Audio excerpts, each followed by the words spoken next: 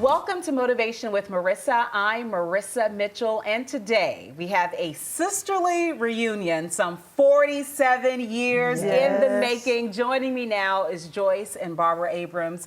Welcome. Welcome, welcome, welcome. Thank you. It took a minute. It took hours, it took days, months, years to bring you two together. Take me back to your story and how you all were separated and then finally came together. Okay, I'm gonna let her start. Yeah, so I was doing Ancestry looking for our dad. Growing up, I knew that she possibly could be my sister, but I didn't really like the fact that she was my sister. Just because I had other sisters, and it just didn't make sense how she could be my sister if the man who raised me was my dad. Okay. How could she be my sister? So I was looking for our dad, and then I got connected to a third cousin who got me connected to her. And you had known her for years prior to? No, I've only seen a picture of her. I had never seen her, or at least I don't remember seeing her, but her mom said that we spent time together, but I don't remember any of that. You don't recall? No. And so you get, is it a phone call, a text message? How did you then make the connection? So she had sent me a message on, well, let me back up a little bit. So my aunt had called me, I was talking to her, and she had found her sister. And I said, well, I want to find my sister too. So I've been trying to find her for a minute. So I'll go on Facebook, try to see if I can find a picture that looks something similar to me, and so I didn't get no leads. And the way she stuck in my mind because my dad had a picture of her on the refrigerator, and I'd be like, who is this girl? Who is this girl? He says, that's your sister. And I was like, well, where's she at? So I was like probably about 9 or 10 when I, acknowledged that the fact that picture was on the refrigerator, and he was like, just go ahead, girl. And I was like, all right.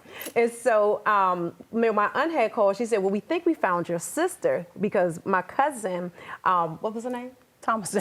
This is the third cousin? Yeah. So we got to give her a shout out for answering accessory. And so Thomasina reached out to her, and then she had talked to my aunt. And my aunt was like, hey, I think we found your sister. And before I can hang up with my aunt, she had sent the message on Facebook, and then she ended up calling me. And so once I heard her voice, it was like, oh my goodness. But go ahead, tell them. Yeah, so it was at 6:13 on August 15th when I called, and I was just like, I think you may be my sister. And then when I just heard her voice, I could feel like the love of God fill me, because before this, I had been praying to God about what does love feel like. I was like, I don't know what love feels like the way you would have us to feel it, not the way the world tells us we ought to feel it, but just like how is your love? And then when I heard her voice, I could feel like the hole in my heart closing up and yet opening up all at the same time. And so, wow. Because in meeting her, you met another side of yourself. Exactly. It was like a missing piece. Exactly. That had always been there. How is it that you all didn't know each other sooner? What was going on in the family? I guess it's just the family secrets, right? To be honest.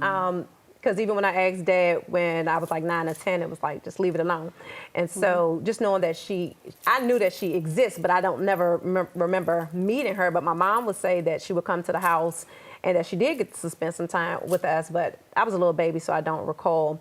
And so just knowing that I knew that she was out there, I would always pray and ask God, let us reunite, right? And so not giving up, but sometimes you'll lose that hope, but it's like, no, God, I know that you're gonna do it because you keep placing her on my heart.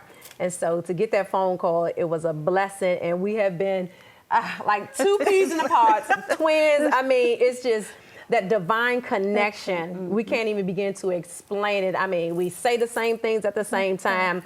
We tend to even wear the same outfits at the same time. I was going to say, you all coordinated today, too. I'm checking you out. Yeah. But very stylish. She would show up and was like, we on the same shirt, right? And it wasn't planned. And many people would think it's planned, but there's sometimes that it is. But a lot of times it has not been planned. It was just like, wow. And so to know that God was in the midst of it all, and it was like the perfect timing, because I said if she would have met me some years before, I said she probably wouldn't have liked me because I ain't like myself. So I wasn't able to really receive anybody else. So God, it was like the perfect timing for the both of us, because there came healing, there came freedom, there came another level of love in order to, give to other people. And so God is just good. He is good. Now, what year did this reunion happen?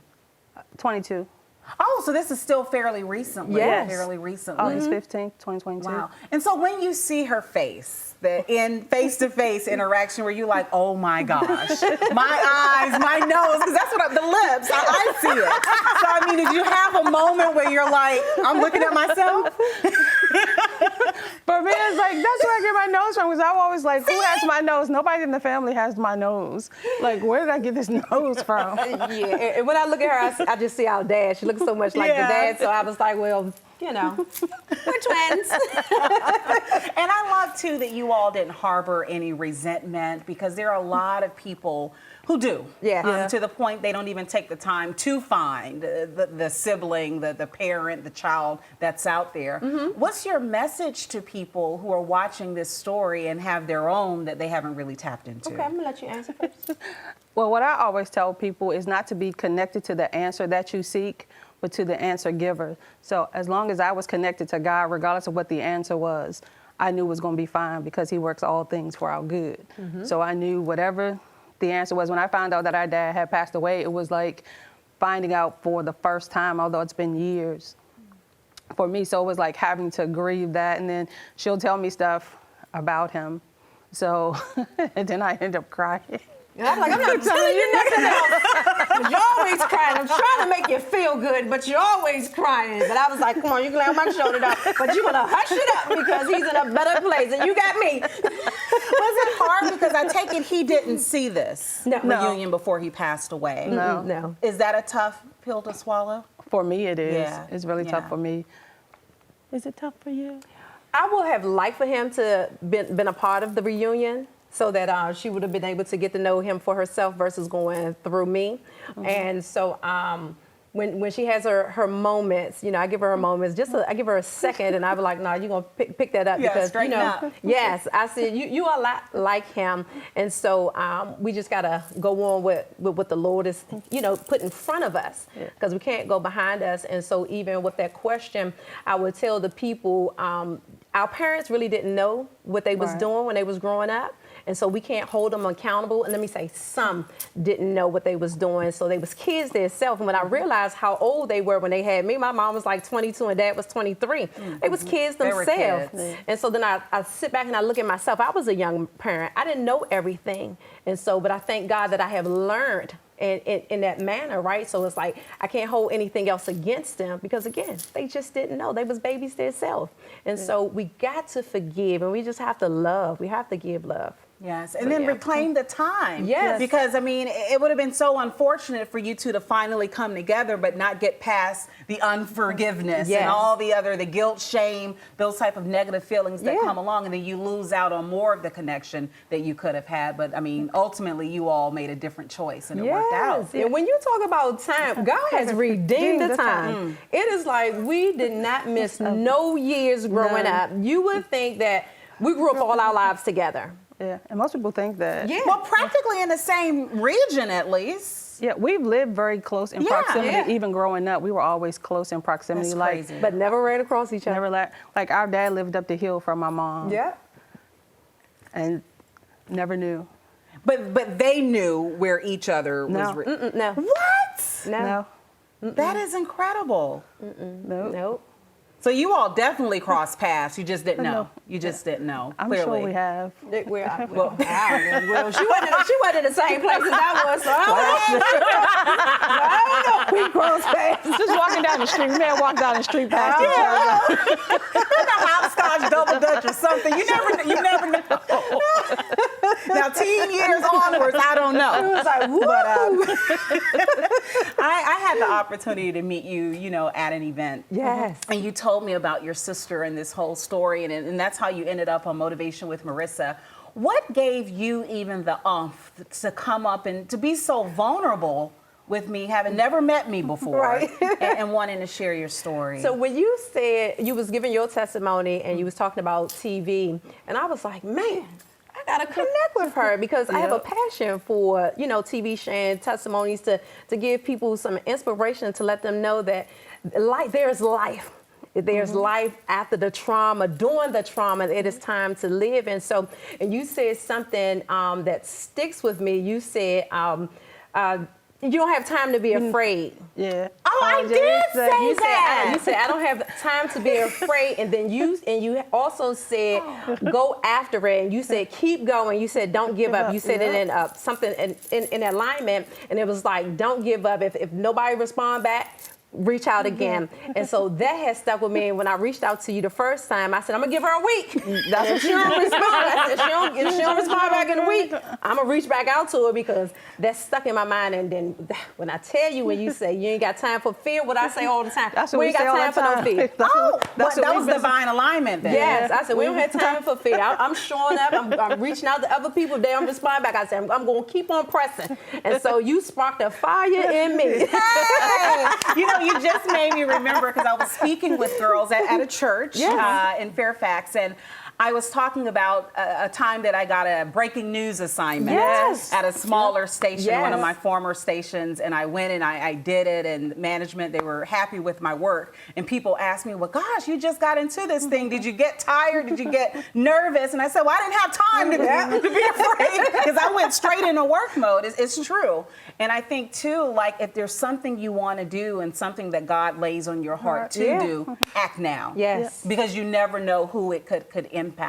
And having said that, I kind of want to end with you all sharing, more of the struggles because it hasn't been all cupcake and ice cream, but also the sunshine on the other side and things that you want people to know who want to mend their families back together again. I'm gonna And you all are women of faith, so I'm going to let you. I would say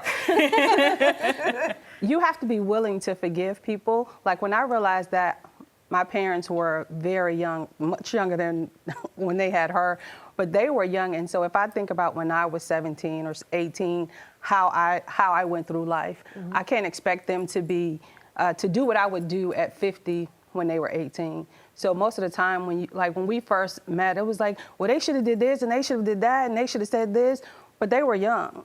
So they didn't know, you can only do what you know. So when you know better, you do better. And because we know better, we can't hold them accountable for what they did at 16 or 17 because we don't want people to hold us accountable for that same thing or continue to judge us because of that, right? And so they did the best they knew how to do. And at the end of the day, it all worked out for our good because we have been connected. We've grown a lot. The guilt and the shame that I was carrying the guilt and the shame of my parents, which didn't belong to me. So in the process of this, I even went to therapy in the process, and people need to know that you can have Jesus and therapy at the same time, right? One does not negate the other. It doesn't mean because you go to therapy that you're less faithful, that you believe any less in Christ. You believe even more. For me, it even heightened my relationship with Christ by going through therapy and understanding who I am and where I came from, and just how to deal with the situation at hand. And there are times where there's still struggles in the process, but not to the same degree as they were. And they don't take as long to get over. It's like, okay, they didn't know. They had no idea. So like, I forgive my mother, I forgive my father for all that happened. If it didn't happen the way that it did, I wouldn't have met some of the great people that I've met along the way in life. And so this is just like the icing on the cake. I love it. It's sweet too. This is the pound cake. What kind of cake we're talking? Red velvet. That's my favorite. And finally, I have a sister, and I'm sitting here looking at you all, and it really makes my heart smile. It does, because there are certain conversations that I can't have with anybody on this earth but my sister. And there are things that she'll bring to mind when we were, this high. And I'm so thankful for her. Finally, talk about sisterhood, because I think it's one of the greatest gifts that we have. I agree. I do have other siblings, and she has other siblings, and so this is a different connection. Even though we get along with the other sisters, but it's like a best friend that I always wanted, right? So I have other best friends, but it is something about this particular best friend. I mean, we can laugh together, we can cry together, we travel together.